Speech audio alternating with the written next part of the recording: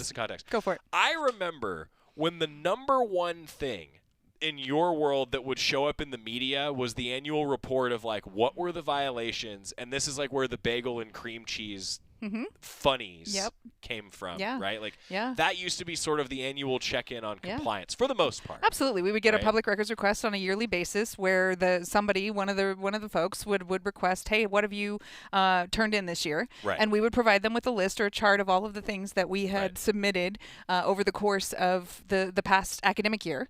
And I mean, way back when, it would include the bagels and cream cheese. It would include, the little things like I accidentally called a junior instead of a senior, or I accidentally called a sophomore instead of a junior. Those things still happen, but that was the big thing. And to be fair, those things still exist. So unlike the perception that's out there that the rules are just gone, that is not the case. Right. We actually do still have rules. Right. That's kind of what I was going to ask you, is like, what's the latest now? Because there is such a conversation around deregulation in college athletics and just what rules exist. And then I should say, like, there's also, I think, a common misconception that your office would oversee, like, rule changes for, like, if football changes a rule, right? Normally that is the coach's side of things. But I feel like you still even get that question sometimes, too. Well, I think just like the fans, half the time our office hears about what changed on social media because it gets leaked from a meeting or it gets leaked from a cabinet report or something before it actually gets out to the membership. So the structure of how rules are changed is still the same as it's always been, in that there's committees and cabinets that vote on all of the rules. What we're seeing with the Division I Football Oversight Committee and with some of these other committees now is that things are happening quicker. So we really are having to keep up with a lot as it comes out, and it doesn't come out on any sort of regular basis. We may or may not get the chance to actually give input from the coaches or from the compliance folks or from the athletic director. We may or not, it may just come our way and we're like, okay, so here it is, deal with it. And that's kind of what happened with the transfer portal, is we got a chance to push back a little bit and explain why this was a concern for quarter schools, but they basically just said, nope, sorry, here, deal with it, figure it out. And so we did, and we're doing okay with that. But that's an example of just the things that get changed, and we're like, okay, so here's what we're going to do, and here's how we're going to fix it. The rules themselves are still basically intact. The basics are, right? We do deregulate. We have deregulated a lot. But even the NIL rules that everybody's been talking about for 4 years and that we talk about on a regular basis, they actually have a bylaw in the book that we're supposed to be monitoring and requiring our coaches to be aware of and learning about. We also have still rules on scholarship, even though we have the House settlement with the roster cap. We still have rules on scholarship and how those scholarships are applied. There are actually federal limits on how much a student athlete can get per year that our scholarship process has to fit into. There's things on recruiting still. There are things on amateurism still. There are things on how long you can play in your playing season, 20 hours a week versus 8 hours a week versus, the summer, and what those rules look like. So there are still things like extra benefits. That's the big one that our fans always used to ask about is, hey, I want to take the student athlete out for dinner. Right. Can I do that? And while that has deregulated some, those rules still exist, right? It's not just a free-for-all that you can go back to having Taco Tuesday at your house every week and invite 25 student athletes to come over because there are still rules, because that's an extra benefit. Now, if you have a business and you're doing something with the student athlete to earn that meal every week, and they've put it through NIL Go, the system that approves all of those NIL deals, then that can still happen. So there are different ways to work things around, but the perception is just like, oh yeah, it's just a free-for-all. I can do whatever I want. Right. Everybody can just go out and do whatever we need to do, make any sort of relationships, with student athletes. I can serve as their agent, which is not true for the record, right. So there's just a lot. I'm curious on that point, and this is why every time you come on the show, I realize that I have like this one subject and then it expands to like 50 other things. So bear with me, Jody, for a second. I got you. I'm curious, like, there's the perception from the fan base, from people like me, right? They're like, okay, well, here's what's out there, And then there's the education for, like, the 18-year-old that steps on campus for the first time. Are you finding that they're more prepared or less prepared, or do we really know yet in the world of a more deregulated college athletics, if that makes sense? So the fear for me is where these students are getting their information. Right. That's exactly what I'm getting at. And when we have the students who are coming in from, maybe they had a very successful high school career, right, and they've got good people around them, whether that's family, whether that's high school coaches, that could be even maybe a financial advisor or an agent of some sort. If they have good people around them, I don't worry too much about them, because they have people advising them on taxes. They have people advising them on, that a free car isn't really a free car car. Right. They have people advising them on the shadiness or the back channel deals or even the dangers of gambling. Now that they have money. I mean, these are 18 to 22-year-olds that have more money than some of them have ever had in their lives. And so if they come to us with that good support system, usually we're okay. It's the ones that don't come to it or that don't have that support system when they come to us, and we do the best we can to help educate and help teach them and help them understand, hey, if you do this is jeopardizing your eligibility, right? And even the ones who come to us with that background and with that knowledge, we're still trying to help them say, hey, these are still the things that if you cross this gray line, you will render yourself ineligible. Let's take academics, for example. Sure. If you aren't passing the classes, grades still matter. You still have to go to class and pass the classes. You will not step on the field, on the court, on the whatever it is, right? And so those are the things that we're like, okay, just because you have all these other things going on doesn't mean you still don't have to be a student. You still have to go through with those parts of your world here at college athletics. It's funny with the level of nuance. I almost feel like now in some ways there are more rules than maybe there were before, right? Because as things have changed, there's just more things to keep track of. And I think the general umbrella has gotten smaller in terms of how many things we have underneath it. But the things that are still underneath it are still very nuanced. Right. So there's still a lot going on with, how do you pass the classes, or how many classes do you have to pass? How do we award athletic scholarship, which is different than a revenue share contract or an NIL deal? And helping folks understand the nuances of the three and how they work together. The level of understanding, I feel like that's asked, it's higher maybe than it was before. And there's just different pieces to it, right? I mean, up until 4 years ago, we didn't have these rules on NIL. The rule was simple. You can't do anything. That's what I mean. It's right? just this there is was it. no name, image, and likeness opportunity, period. You were not allowed, right? And so then for the last 4 years, almost 5 now, we've been dealing with those changes. And so for people, they're like, oh, that's interesting, or that's different, or that's new, or there's no rules around that. Well, there are, but they're just different. And we spend a lot of our time, just as we always have, figuring out how to get the coach where they want to get to with a particular question. We do that now with student athletes too, because the student athletes are trying to, hey, how do I get to being able to do this? And that's what most compliance offices have done for years, are just trying to figure out, okay, here's the rule, here's what you're trying to do, how do we find the middle ground to where those mesh and we go forward? Jody Sykes, Chief Compliance Officer, a wealth of knowledge on the compliance front. I know this is a loaded question. I got you. Okay. What else should fans know? What's been the latest since we last talked like 2 months ago? What else should fans know? Yeah, I mean, the biggest thing that I'm seeing right now, let's go with this morning, because, it changes. It changes every day. So let's go with this morning. The transfer portal for men's and women's basketball cannot open until April 6th or 7th, right? Depending on which sport it is. Right. But the students are permitted to post on social media that they are going to enter the portal. Right. That doesn't free people up to talk to them about where they want to go to school. So one of the things that's still in place that people have to understand, and that coaches and agents and parents and all these indirect people have to understand, is until that student is listed on the publicly available transfer portal, none of those folks should be having those conversations. There should not be back channel conversations. There should not be straightforward conversations. That's back to like recruiting 101 Thank from you. then, right? Right, exactly, right? But what we're seeing is now, instead of like the student would say, okay, I'm thinking about transferring, and so maybe he would talk to his high school coach. And then his high school coach would maybe put some feelers out with some people that they knew and kind of say, hey, if so-and-so does this, whatever do you have? So eventually we shut that down. And we said, no, you can't until you get this letter or until you get permission. You can't have those conversations even through the channels.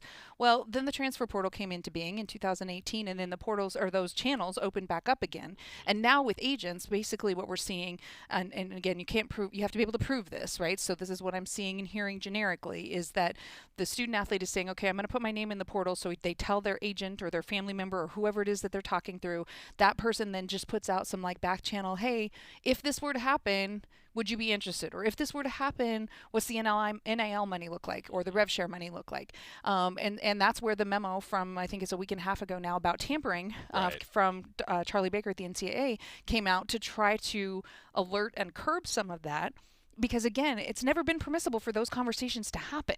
And we're trying to rein that back in and to cut that back down with these rogue operators. And again, goes back to the people around you. If you have good people around you who understand that they don't want to jeopardize your eligibility, then they'll wait to have those conversations, and those spots will still be there. Right. These coaches are not going to commit all of their spots until they know for sure that they've talked to everybody that they want to talk to. And at the institutional level, you're trying to protect the University of Oregon in this circumstance. Right? Exactly, right? We're not the ones that want to end up in front of the Committee on Infractions, which does still exist, or in front of the CSC enforcement group, which is a new enforcement group in dealing with all of the House settlement enforcement. So we don't want to end up in front of those groups. We don't want to be the ones on the paper or in the report or on the social media front page.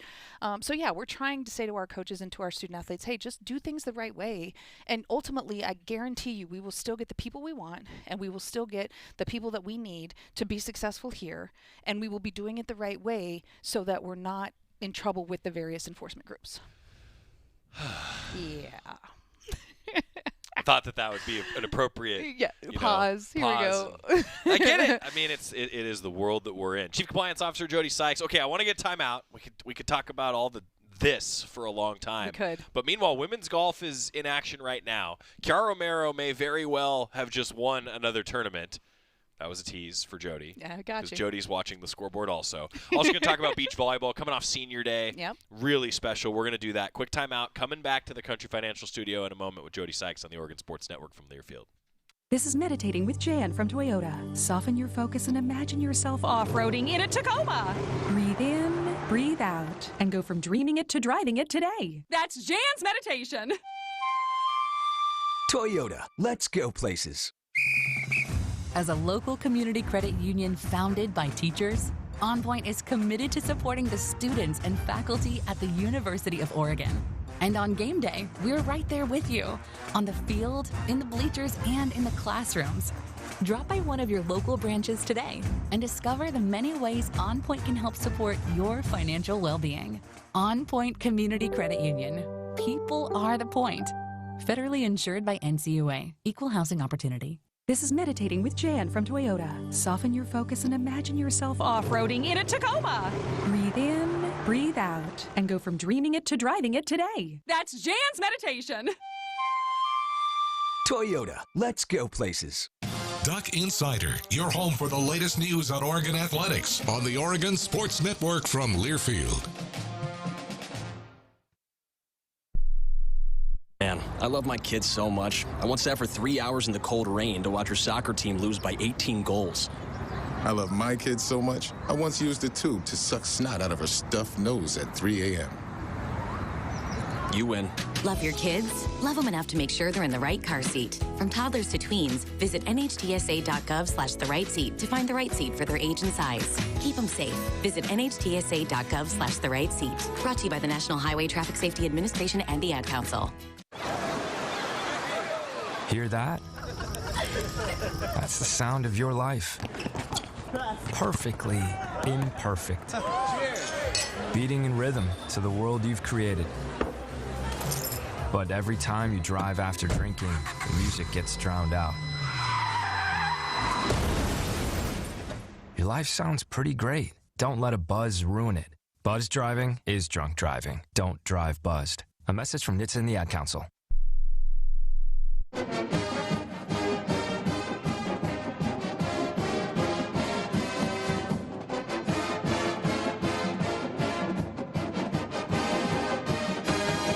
Back on Duck Insider, presented by OnPoint Community Credit Financial Studio. Chief Compliance Officer, we talked about that. I've been kicking something around that I want to ask you here as we now transition, talk a little women's golf, beach volleyball. Have you ever seen honest movie trailers? Like, have you ever seen these, like, when they circulate on social media? Like, instead of, like, the 30-second teaser that you'd see from Hollywood, it's, like, the funny version that's like, oh, no, this is really, like, what the movie's about. Yeah, no, I right? haven't seen these. I'm gonna have but to you go get watch. the idea, Yeah, I get right? the idea. Yeah, so I've absolutely. been thinking about, like, the honest description of your role and, like, like, Chief Compliance Officer has this weight to it. And I've always just said you're like the rules encyclopedia, at least in my mind. But I'm sure there's a more clever way. So Not to answer now, but Oh, later. I know what I would say because I've said it before. Okay, hit me. I'm the queen of paperwork. The queen of paperwork. That's right. You have said that before. Yeah. See, yeah. that's a No, good I mean one. that's what I mean, and that's a misnomer nowadays, right? Because everything's digital, and we got it all figured out and everything. But I mean, our office deals with the rules, which is dotting I's and crossing T's, which comes with paperwork, right? So if even when I'm answering a question for a coach, I'm very likely following it up with an email or a text message and putting something in writing to say, hey, this is what we talked about. Here's the bylaw I was referencing. Please pass this on, or please, whatever it is. So yeah, queen of paperwork. I've always said that I'm a professional regurgitator. Absolutely. I just listen to people that are smarter than me and then say it. But I love that. That's all I do. I love that, though. So it works for us. So thanks for helping in that way, absolutely. right? The queen of paperwork helps the professional regurgitator here. We try. Okay. Update. Oregon women's golf competing, and today it's gone final. Oregon finishes second in an absolutely stacked field, and the individual champion is, in fact, Kiara Romero for yet another win for the #1 amateur in the world who's wearing an Oregon uniform. Only 2 players were under par. Kiara Romero wins the tournament with 6 under, beating Texas's Lauren Kim at 1 under. Kiara Romero doing Kiara Romero things. Kiara Romero is just a superstar. She just is. I mean, we talk about her. You've talked about her with Derek, and you may have even had her on the show. We have, yeah. Yeah, I mean, she's just a superstar, and her growth from her freshman year to now. Keep in mind, folks, she's a junior for us, but she just turned 20 years old. She started with us as a 17-year-old. I mean, this young lady is a phenomenal human, and she is a phenomenal golfer. I am so excited for her future with us and beyond. She's just amazing. It's been fun to watch. It's so staggering to see that as a junior, to your point, like the full recap will be on GoDucks.com. No pressure, Nate Kruger, as you rewrite the record book for us. But seriously, like she's climbing these records in terms of like total birdies. She's now in the top 4, and she's doing that as a junior. And there's a lot of great golfers in the history of this program that have their names and have been on the LPGA Tour. And just to put that in context, like she's already in the top 5 in like every category, and she's partway through her junior season. Absolutely, right? So we've got the rest of her junior season and hopefully maybe her senior season. We'll see. Right. But regardless, she will always have her name etched in those record books here at Oregon. She will have earned, all of those accolades and all of those things. And she's fun. She's fun to watch. She's fun to just, if you want to golf swing to replicate, to work toward, if you're an amateur golfer, go watch hers and replicate what she's got going on. Yeah. It's amazing. Well, check in and zoom out for us. I mean, it's fitting that we're talking today on a day where the Ducks are competing. It worked out that here in the 1 o'clock hour it went final, but to zoom out on the season, Jody, I mean, this another good season. The things that Coach Radley and Monica Vaughn and now Chrissy Carmen have been able to do as coaches of this program. I mean, we are on a top 5 finish streak for the team. And that is setting records to your point. Yeah. Just the things that they have been able to do with the folks that come in, and it's different people that slide in every time. And we lost one of our better players to the LPGA Tour in late November, early December, and then the rest of them have continued to step up, and they've found a way. And I mean, even today, I think we were 5th or 6th going into the start of today, and we're finishing 2nd in a stacked field at this Charles Schwab tournament down in Texas. This team just finds a way, and that has to do with the coaches, that has to do with their guidance, and it has to do with these student athletes believing in themselves and in their coaches and what they learn over the course of 3 rounds on a golf course. To put that in context, I'm just now confirming Oregon was the only team to shoot under par in round 3. This is the field. It's the #1 team in the country, the #3 team, the #5 team, the #7 team, the Ducks, #9, #11, #6. And Oregon was better than the vast majority of those. Absolutely. Ducks finished 2nd today. Phenomenal tournament for the Ducks and just a great way to kick off spring break for them. Yeah, that's right. It's spring break. It is. It is spring break. Okay, to spring break things, beach volleyball. Senior day. The way that the schedule has been, remember, there's a new construction going on right now on the University of Oregon campus that will include the new beach volleyball home, but they've got the locker room at Matthew Knight Arena and the new beach facility. I wanted to just say courts, but it's really a full facility, right? Yeah. Going to be as part of the new Hamilton project that you'll see near the Ford Alumni Center and Matthew Knight Arena. Senior day, though, was pretty special. Senior Day was amazing. We had 7 seniors that we honored this year. There's the picture. All of the folks there in front. These are 7 seniors who have been with us anywhere from 2 to 5 years, roughly. Cool. And then obviously all of their teammates behind them. The event itself went really well. We had folks from the sorority, which I think is this picture here that Natasha George is in, come out to support. I think our acrobatics and tumbling student athletes were out because I think some of the acro students and some of the beach students are roommates. And just, they just did well. It was a double 2-match day, 11 a.m. and 1 a.m. We got started a little late on the second one, but we ended up winning both of them 5-0. The culture that this team creates, the celebrations on the National NCAA Volleyball Instagram, one of our celebrations got highlighted from this weekend, and it turned out to be a gorgeous day. It was a beautiful, sunny, wonderful day. Grateful to have this one is in contrast is from Sunday up in Portland, and it's the similar celebration, but you can see that little different weather up in Portland off of the river there and off of the water that's right next to it that creates a little bit more wind. But again, won both of these competitions as well, 4-1 I think on both of them. So again, just the celebrations, the support for their teammates, the changes that we're making. I think we're already at 11 wins this year. It's 11 and 10. I was going to ask you about that. That's a winning record. That's a winning record at this point, and I think our record for number of wins in a season is 14. So the likelihood that is a real goal, a realistic record for this team in Coach Cold's first year, and in Danny and Brooke. Again, I talked about the golf coaches. These 3 coaches for beach volleyball are doing phenomenal things with this program, with its trajectory, and we're just super excited for the growth. Well, and you talked about the win total. I mean, 11 and 10 at this point in the season for a program that's still growing, Absolutely. right? Like this is still a growing program, literally a building program, right, on campus for courts, a facility, right? Absolutely. And so I'm glad that you brought that up, Jody, because I just feel like the trajectory is something that you want instant, right? Everybody, we all want to win every time and get there right away, but it does take time to build, and that's what's happening right in front of our eyes with this program. And the people that came before have built that foundation, whether that's players or coaches or whoever it is, they've built that foundation, and now we're starting to see some of that pay off. We've got scholarships now for the program, and so that certainly has helped. Like you mentioned, the locker room that's been built that they've had access to this whole year, which is a game changer. And then hopefully by late September of this year, and I don't want to set a too early date, but hopefully by the time they return this fall, we will have those courts in that Hamilton project, which they'll literally be able to walk across the parking lot to their locker room, and have those 3 courts right there on campus. So on a day like Senior Day, folks can be walking around the corner and stop and watch a little beach volleyball. Which is awesome. And we're excited about having that facility right there on that corner and right there where people will see the phenomenal play that these ladies have. It's going to be a perfect location for it. Took time to get there, but it's going to be a perfect location for it. Now, something a little more fun, I hope. We've been able to line up the schedules this week. The team was actually on a retreat here, and so I've been able to line up the schedule with Coach Cold. He's coming on the show this week. Yes. We're recording with him. I'm really looking forward to it. So, Jody, what do I ask him? Oh, wow. A lot of pressure.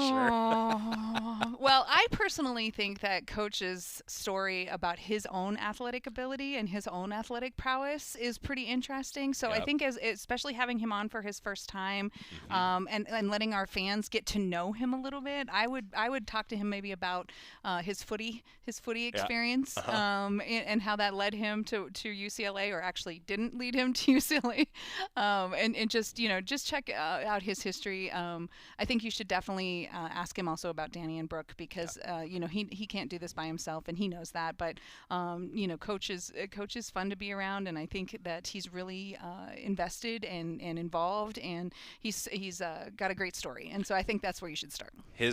We will of course begin with the 2-minute life story. Don't warn him. I will not. Yeah, it's unless he's watching. Well, and unfortunately, it's gotten to the point that people have kind of figured me out. They know that I'm going to ask for the 2-minute life story. But I'm glad that you brought up his own career in different athletic ventures, because that's on my list. Yes, please. Just in case. Okay. Yeah. Good. I think you should definitely start there. Okay. Yeah. All right. And then you touched on what I was going to ask you lastly, which is just construction updates, and it's got to be fun to at least see that progress right now after you've worked so hard, and a lot of people have worked hard to get that done? Yeah, there's a lot of people both on campus and in the athletic department who have worked for a long time to get these courts going. You know, we looked at land off campus, we looked at land on campus, we've looked at different venues, and to finally see the actual demolishment. Sorry for those that live in Hamilton and have PTSD over this, but I'm still a little upset. I figured, I've heard from others. They're like, really, you took down our dorm? But look, progress. Progress was needed. And the dorms, unfortunately, were needing to either be refurbished or be put to use in a different way. So we are super grateful. The courts will be phenomenal once they're up and running. We have a lot of experts helping us make sure we get the drainage right and helping me get the retention walls right and all of those things. Devin Shea is a hero. Luke Helm on campus. Devin Shea helping us out, making sure we just get things right. Our partners, in both our architect partners and our construction partners, just really helping us make sure that we get this right so that it's a very nice looking, good facility for folks to see as they're coming onto campus or walking by to a basketball game or, in the cafe at the Jake-Well, whatever it might be, that they're seeing a quality space. And then they have the green space right behind it where the students will be able to hang out, maybe play Frisbee, put up their canopy, rope thingy that they can walk on, whatever those are called. Do student things. Yeah, let's do it that way. Let's do student things. Super excited for that, especially on beautiful, warm, sunny days that we have here in Eugene. It's going to be great. Jody Sykes, I can't thank you enough for taking the time. I've updated my list for Coach Cold, just a few other notes, and it's going to be great. If I think of anything else, I'll let you know. Yeah, you got until tomorrow morning. Okay. Just send me a text. Got you. And we're planning to have that on the show for you tomorrow. I truthfully, we've been trying to line up schedules, and now we finally could do it, and yes, we're making it happen. I love that. That's good. Jody, it's great to see you. Nice to see you too. Thank you for being here. Appreciate it. When we come back, more in depth on a record-setting day for Oregon softball that was truly a marathon. Stick with us on the Oregon Sports Network from Learfield. As a local community credit union founded by teachers, OnPoint is committed to supporting the students and faculty at the University of Oregon. And on game day, we're right there with you, on the field, in the bleachers, and in the classrooms. Drop by one of your local branches today and discover the many ways OnPoint can help support your financial well-being. OnPoint Community Credit Union. People are the point. Federally insured by NCUA. Equal housing opportunity. When life blindsides you with an injury, you need a team that's tough. For over 30 years, Morgan & Morgan has been fighting for the people. This season, we're proud to partner with Oregon Athletics. Because whether it's on the field or in the courtroom, we're both determined to do what it takes to win. Morgan & Morgan, proud partner of Oregon Athletics. Injured? Dial pound law. Morgan & Morgan, 10150 Southwest 6th Avenue, Portland. Prior results do not guarantee a similar outcome. This is Duck Insider. Duck Insider on the Oregon Sports Network from Learfield.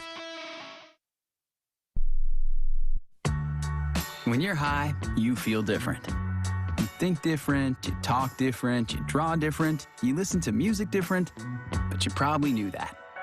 Problem is, you also drive different, and not in a good way. That's why driving high is illegal everywhere. So if you're high, just don't drive. Make a plan to get a sober ride. Because if you feel different, you drive different. Brought to you by NHTSA and the Ad Council. I'm Chris Jakimick. I served in the United States Air Force and I deployed 3 times.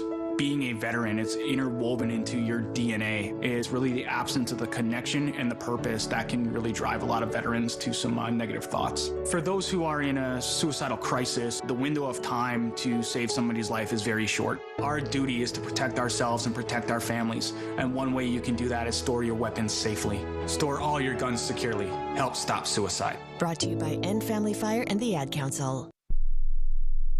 You know you make me wanna kick my heels up and throw my hands up and throw my head back and come on now, so good to see you.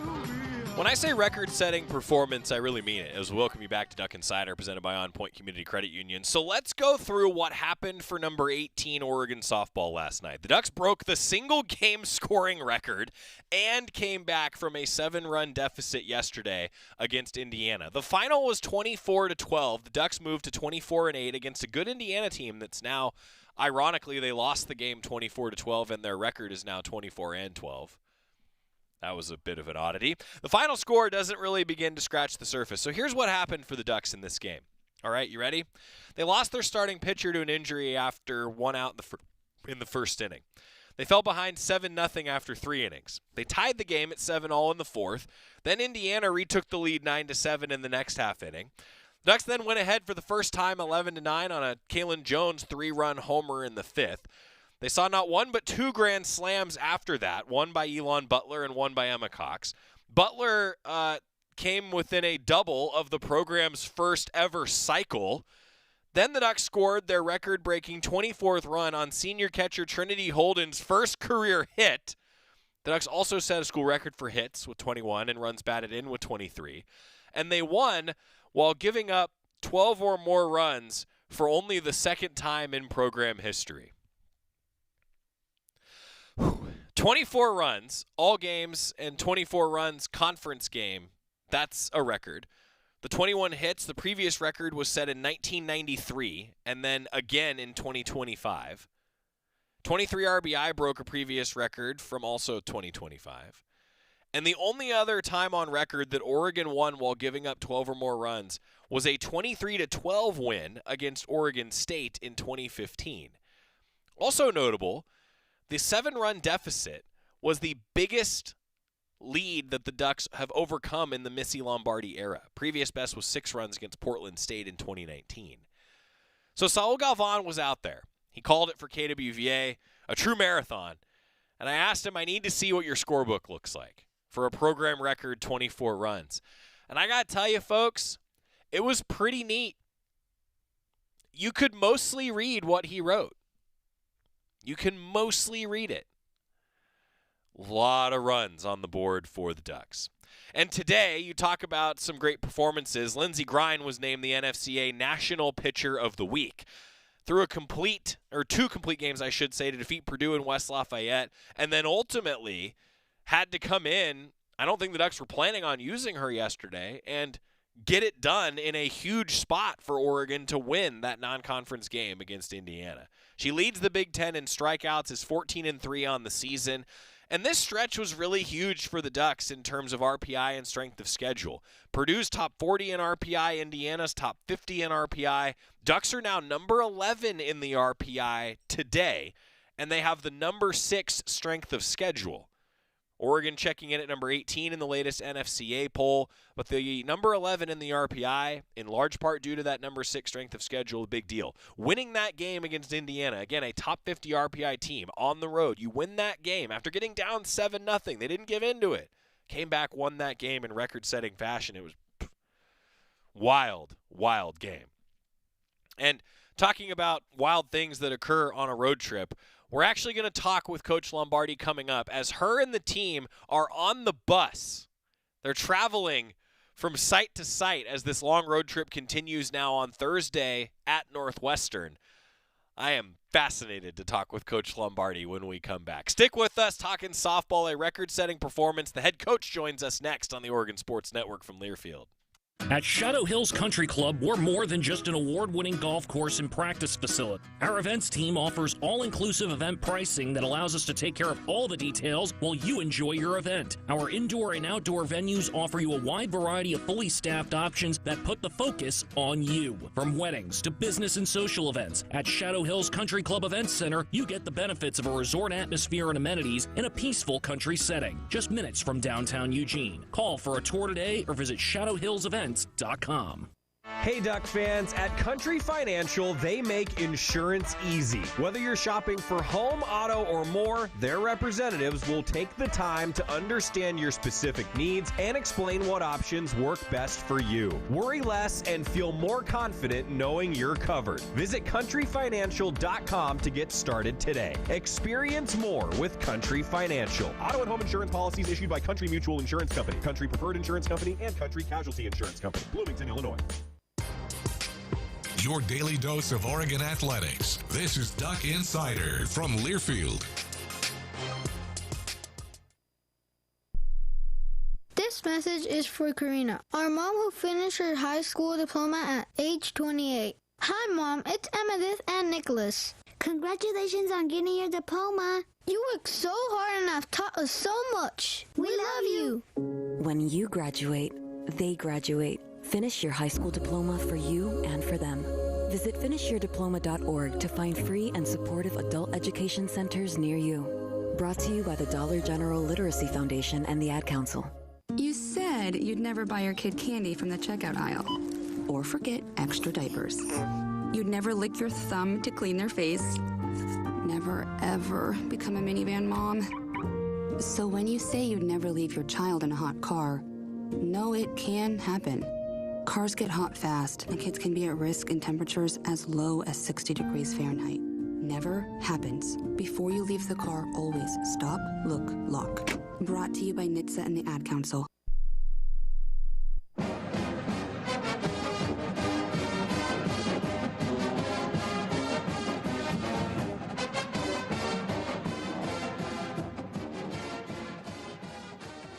Welcome back inside the Country Financial Studio. It's Duck Insider presented by OnPoint Community Credit Union. Joining us live from the bus is Coach Missy Lombardi. Coach, I got to say, behind the broadcast, this is so great to have you joining us from the bus. I don't know a better way to celebrate a program record performance for runs scored yesterday. Coach, just how are the vibes today? Thanks for joining us. The vibes are very chill today. We're just chilling on the bus, making our way to our next stop. But the excitement and the craziness was all last night. That's a good thing. The team deserves some chill time on a bus after last night, right? Yes, today we have shelved softball for the day.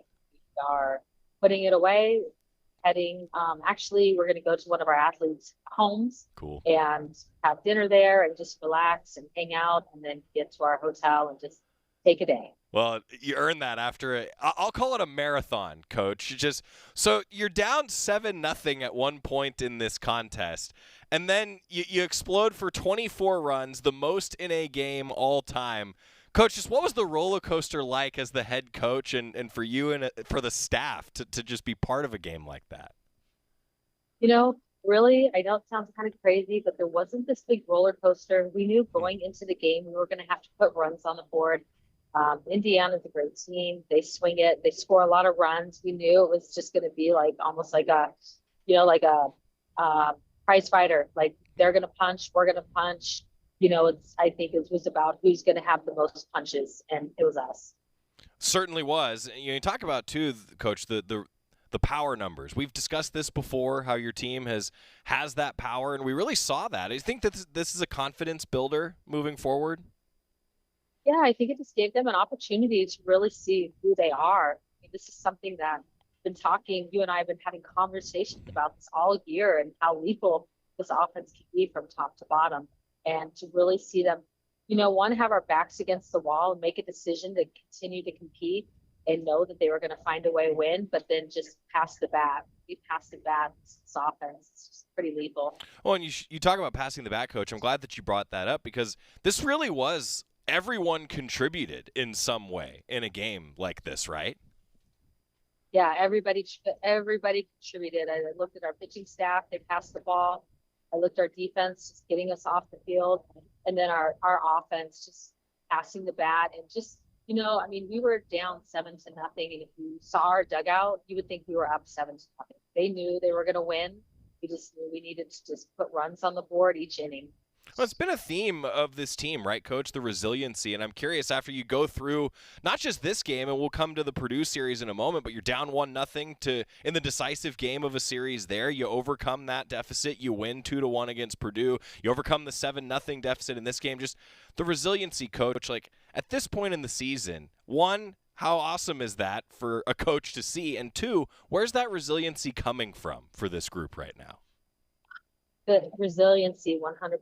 That's this team. But what I also love is their grit and their discipline. And I really believe that through this year and our schedule and our journey that we've been on, it's been important for them to find their identity and who they are. And you can see that the journey is on different times is asking, different things from us. Just to watch them keep accepting each task and going after it and just getting more united and cohesive and we give up something and the first thing you hear the other side say is, I got you. no problem. We got you. We got you. And I think just that right there, the confidence that comes from, all three cylinders. If one cylinder is struggling a little, the other two are saying, we got you.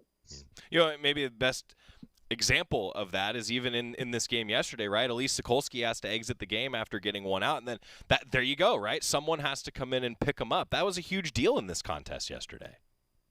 It was. And, there's times where you play a game and you want it to look a certain way, and sometimes it just doesn't look the way you want it to.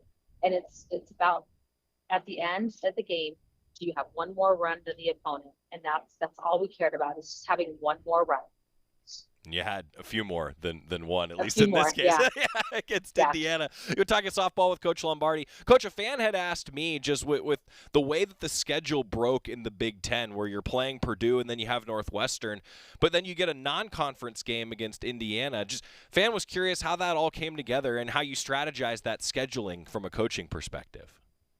Well, it's spring break, and last week we headed to Purdue to play our 3-game series, and we stayed here. We did not come home, and so we were looking for a game that was close by. And we don't have Indiana on the conference schedule because there's so many teams. With them being close by, it worked out for both of us to schedule that game on Monday, which is great. Both of us got great RPI, great strength of schedule. So I think for both coaches, it was a no-brainer to play. So they're a really, really good team. They're offensive. They're coached extremely well. They've got really good speed. We knew it was going to be a tough road game. So to go on the road and into that environment and to pull out a big win was huge for us. Well, there's the battle-tested schedule that we've talked about, Coach. It's the number 6 strength of schedule in the country right now for Oregon softball. Indiana's top 50. I mean, you haven't shied away from the scheduling, Coach. I'll just say it again. You haven't shied away, have you? No, this is what we need. I just think in order to be the best, you got to play and you got to beat the best. You got to be able to do it on the road. Right now you look at the RPI, and if it were to stand, we would host a regional and we would be on the road for a super regional. We need to show that we know how to win super regionals on the road. Yeah, number 11 in the RPI, to Coach's point here. Now, talk about having the best and playing the best. Well, every time Lindsey Grine is out there for you, teams seem to be playing the best, Coach. We talked about this last segment, named the National Pitcher of the Week for her performance for the entire weekend. Just how impressive was she against Purdue? How impressive was she yesterday against Indiana? She's been really impressive. She's just a straight up competitor on the mound, and she expects to beat you whether she's got her best or she doesn't have her best. And she's got great defense behind her, and then just with what our offense is doing as well, it makes it really difficult to beat her when she's on the mound. So I love how she's commanding the ball. She's got good velo, good change of speed, and just her levels that she works out with her different pitches have been on point. Building on Lindsey Grine, to go back a little bit further, Coach, I know record-setting performance yesterday, but the Purdue series, really critical series win, Coach, against a top 40 RPI team. Win the first game, drop the second game, and then in the third game, that was some high-level, you talk about a pitcher's duel on the softball diamond, Coach. I mean, to win that series, what does that do for this team as well? Goodness, it does a lot. It just keeps showing them that as long as they compete and stick together, that they can win any game, regardless of what the game looks like. It was such a pitcher's duel going into the 6th. They had the top of their lineup on, and the leadoff was able to get on, and then their 2-hole, who's been just having an unbelievable season, hits a triple down the line. And what was cool is that we got out of that inning, and we came into the dugout, and everybody's like, Lindsey was upset. She didn't want to give that up. And we're like, we got you. We're going to win it. It's not like all this drama and we're going to find a way and and this big speech. It's just a very confident, we got you. We're going to get this done. So to see Amari, lead off, and then from there, pass the bat, and, move runners, get a sac fly. Gracie comes up with a big hit with the go ahead. It just that's what's really exciting about this team right now. It's not the same person doing it. It's different people stepping up for different moments. If I could, I think that's such a great point about like finding different ways to win, right, Coach? Like you talk about the offense and generating all the momentum, but then in a game like that, just finding a way to win. Like I feel like your team has found a lot of different ways to win this year. They have, and I think that's really important. Like you look at the games that we've been in so far, and We put a ton of runs on the board and have limited the opponent. That Purdue game, we needed 2 runs to win the game, and we needed we needed great defense and great pitching on the mound. Last night, we needed great offense and our defense and our pitching to hold it down. And so just to see them win in different ways and know that they have the ability to do that, it's going to really make a difference for us as we continue to go through the conference and then obviously get into postseason. Spring break road trip continues for Oregon softball. Coach Lombardi joining us live from the bus as the Ducks continue their road trip. So it's a Thursday, Friday, Saturday matchup against Northwestern. The first 2 games of that series are on Big Ten Network. Our guy Saul Galvan's traveling with the team as well. He's going to have the call on KWVA for the hometown radio call. 5 o'clock, 3 o'clock, and 10 a.m. Pacific time for the matchups with Northwestern. Coach, just a little bit of a look ahead to that 3-game set. What do you anticipate from Northwestern on the road?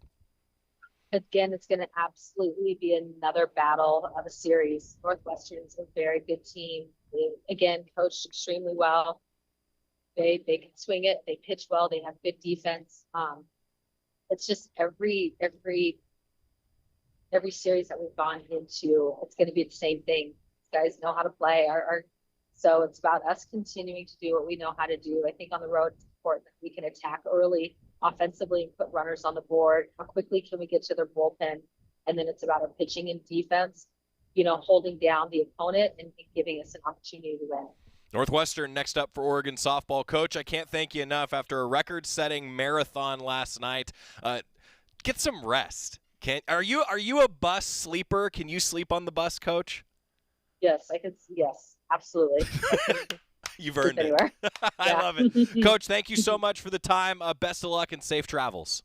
All right, thank you. We're going to time out. Come back on Duck Insider, turning toward Oregon football a bit as we continue on the Oregon Sports Network from Learfield. As a local community credit union founded by teachers, OnPoint is committed to supporting the students and faculty at the University of Oregon. And on game day, we're right there with you, on the field, in the bleachers, and in the classrooms.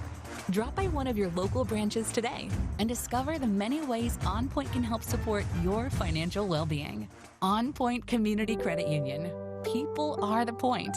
Federally insured by NCUA. Equal housing opportunity. We know you turn to the Duck Store for all your game day needs. And for students at the University of Oregon, it's even more. Class supplies, jobs, a seat on our board, a place to take a quick coffee break.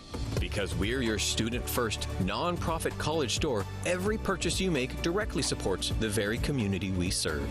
From working in our counters to studying in the classroom, from directing our stores to cheering in the stands, the people we serve, the students, are the very people who are the Duck Store. You're listening to Duck Insider. Duck Insider on the Oregon Sports Network from Learfield. We asked parents who adopted teens to share their journey. We just kind of knew from the beginning that we were family. They showcased a sense of love that I never had before. I mean, he's not only my parent, he's like my best friend. At the end of the day, it's all been worth it. I wouldn't change a thing about our lives. Learn about adopting a teen from foster care. Visit adoptuskids.org to learn more. Brought to you by Adopt US Kids, the U.S. Department of Health and Human Services, and the Ad Council. My mom has decided to learn to paint, and she's good. My dad's now into creative cuisine, and I've already put on 6 pounds. Learning new things comes with age. My mom? She started forgetting my name and what we're talking about. Forgetting well-known things doesn't. Memory loss may be a sign of Alzheimer's disease. Early detection gives you and your loved one time to plan for the future. Learn the warning signs of Alzheimer's at 10signs.org. Brought to you by the Alzheimer's Association and the Ad Council. I want you to know. I said I want you to know right now. You've been good. Duck Insider, presented by OnPoint Community Credit Union, continues from the Country Financial Studio. We're going to talk a little Oregon football. Some guys getting ready for the NFL draft. But first, Oregon baseball. They're in action tonight. The Ducks will continue their season at 6 o'clock against UC San Diego this evening.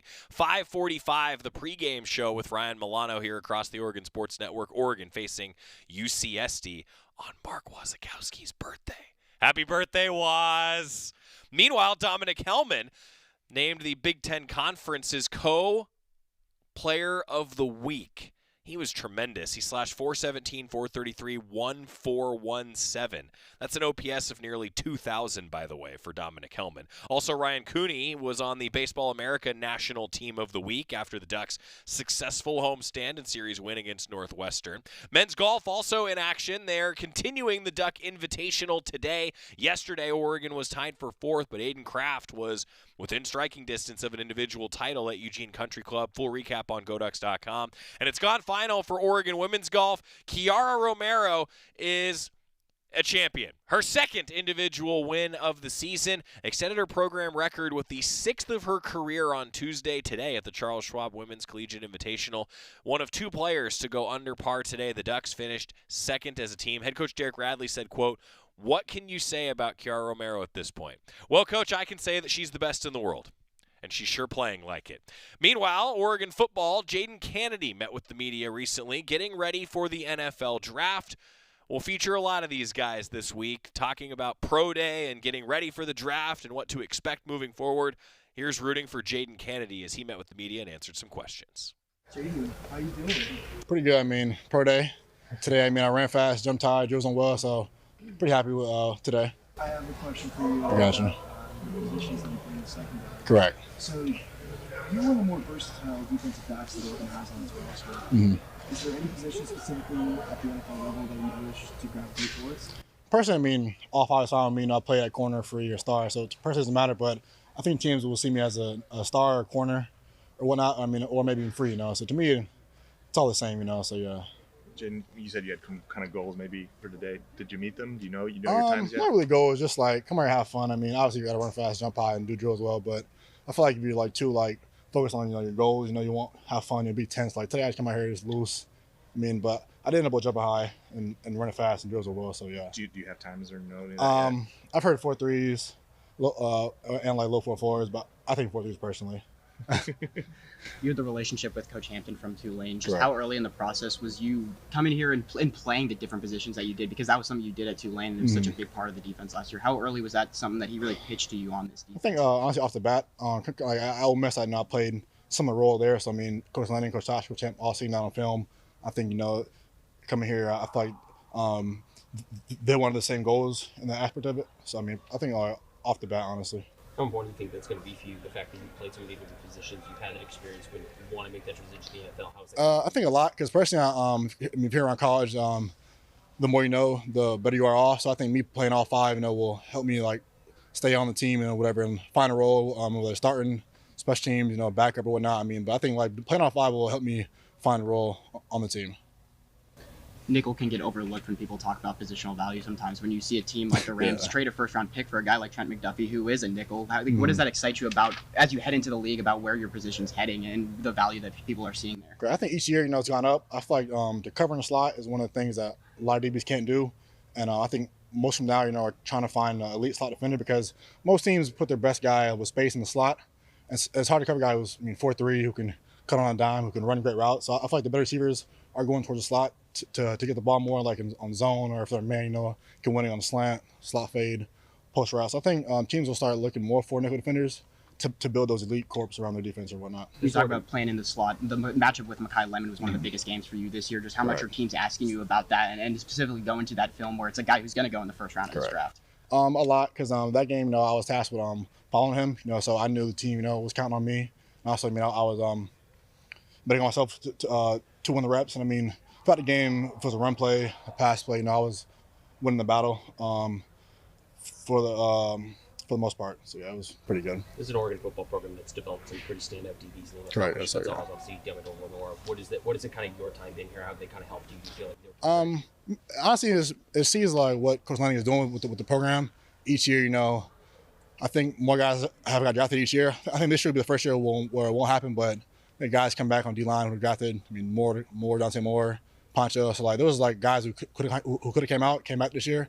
So I think just what Dan Lanning is doing around the program, as far as the whole staff, just buying in. Guys here actually work with guys who are GAs or not even Lanning, like GA coaches and whatnot, just wanting to get better. And seeing it work in the NFL, it's working.